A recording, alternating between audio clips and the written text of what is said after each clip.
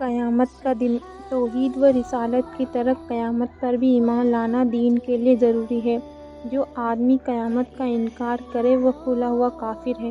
ہر مسلمان کے لیے اس عقیدے پر ایمان لانا فرض ہے کہ ایک دن یہ زمین آسمان بلکہ سارا عالم، ساری کائنات ختم ہو جائے گی اور اسی دن کا نام قیامت ہے۔ اس سے پہلے کچھ نشانیاں ظاہر ہوں گی، جن میں سے کچھ نشانیاں یہ ہیں۔ دنیا میں 3 جگہ آدمی زمین میں دھسا دیے جائیں گے۔ دنیا سے علم اٹھ جائے گا۔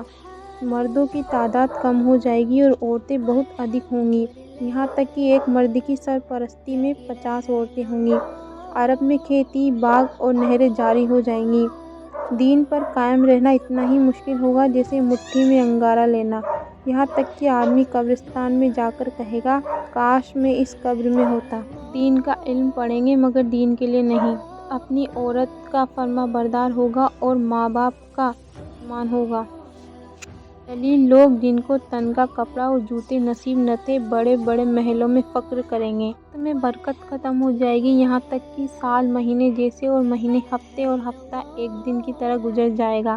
کہنے کا مطلب یہ ہے کہ اللہ اور اس کے رسول نے قیامت کی جتنی نشانیاں بتائی ہیں سب ظاہر ہو کر رہیں گی، یہاں تک کہ امام مہدی آ جائیں گے، دجال نکلے گا اور اسے قتل کرنے کے لیے حضرت عیسیٰ علیہ السلام آسمان سے اتریں گے۔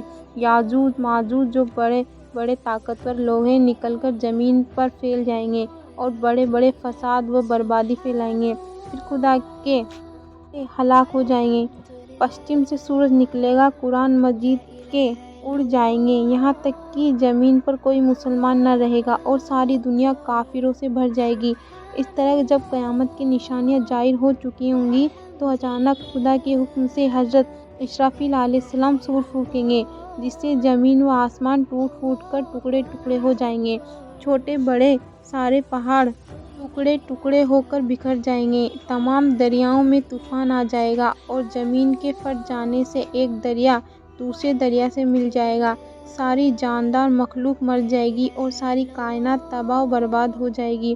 پھر ایک لمبے سمے کے بعد جب اللہ چاہے گا سارا عالم پیدا ہوگا تو اس بار حضرت اسرافیل سور پھونکیں گے۔ اس سور پھونکنے سے سب چیزیں دوبارہ پیدا ہو جائیں گی، سارے مردہ زندہ ہو کر حشر کے میدان میں جمع ہوں گے، وہاں سب کے اعمال ترازو میں تولے جائیں گے، حساب کتاب ہوگا۔ ہمارے حضور صلی اللہ علیہ وسلم سفارش فرمائیں گے اور اپنی امت کو حوض کوثر کا پانی پلائیں گے۔ نیک لوگوں کا اعمال نامہ دائیں ہاتھ میں اور برے لوگوں کا بائیں ہاتھ میں دیا جائے گا، پھر یہ لوگ پل صراط پر چلائیں گے۔ جن لوگوں کے اعمال اچھے ہوں گے وہ حفاظت کے ساتھ ہو کر جنت میں چلے جائیں گے اور جو گنہگار ہوں گے وہ پل سے گر کر جہنم میں جا پڑیں گے۔ جہنم پیدا ہو چکی ہے اور اس میں طرح طرح کے عذاب موجود ہیں۔ جہنمی لوگوں میں سے جن لوگوں کے دلوں میں کے دانے کے بھر بھی ایمان ہوگا وہ اپنے گناہوں کی سزا بھگت کر پیغمبروں کی سفارش سے جہنم سے نکل کر جنت میں داخل ہوں گے۔ مسلمان کتنا ہی بڑا گنہگار کیوں نہ ہو مگر وہ ہمیشہ کے لیے جہنم میں نہیں رکھا جائے گا بلکہ کچھ دنوں تک اپنے گناہوں کی سزا پا کر وہ جنت میں داخل کر دیا جائے گا۔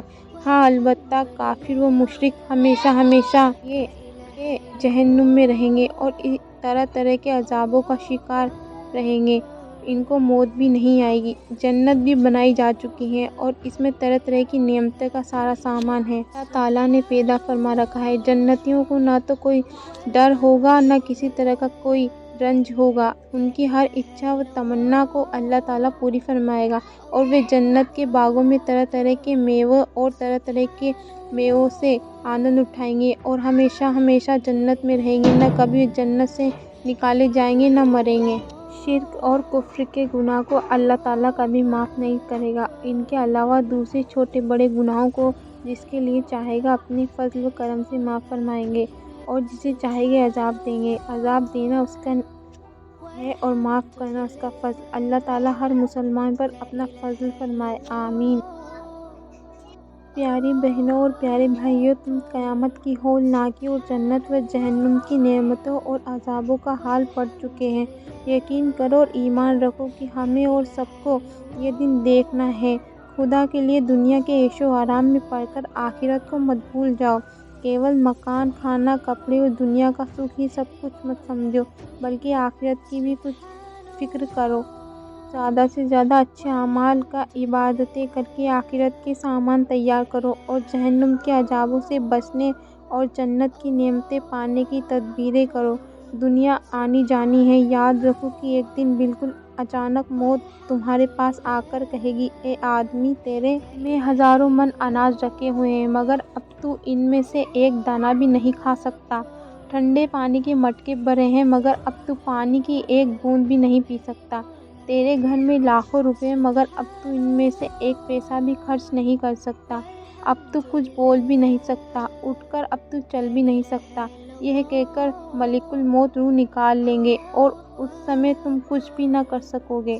ذرا سوچو اس سمے تمہارا کیا حال ہوگا اور تم اس سمے کتنا افسوس کرو گے اور پچھتاؤ گے کہ ہائے کاش میں میری حالت میں کچھ عبادتیں کر لیتا، کچھ صدقہ خیرات کر لیتا، مگر اب پچھتانے سے کوئی فائدہ نہیں۔ اس لیے میری ماں بہنوں اور میرے بھائیوں، ملک الموت سے آنے سے پہلے جو کچھ نیک اعمال اور صدقہ خیرات کر سکتے ہو وہ کر کے قبر و جہنم کے عذابوں سے بچنے کا سامان کرو اور جنت میں جانے کا ذریعہ بنا لو، ورنہ بڑا افسوس ہوگا اس سمے۔ مجھے یاد کرو گے کہ ہمارا کوئی بہن بالکل سچ کہتی تھی، کاش ہم اس کی باتیں مان لیتے تو ہمارا بھلا ہو جاتا۔ اس لیے میں آپ لوگوں کو اس سلسلے میں صحیح راستہ اپنانے، دین کے احکام پر صحیح عمل کرنے کی نصیحت کرتی ہوں۔ السلام علیکم ورحمۃ اللہ وبرکاتہ۔ پلیز میرے چینل کو لائک، سبسکرائب اور کامنٹ کریں۔ جزاک اللہ۔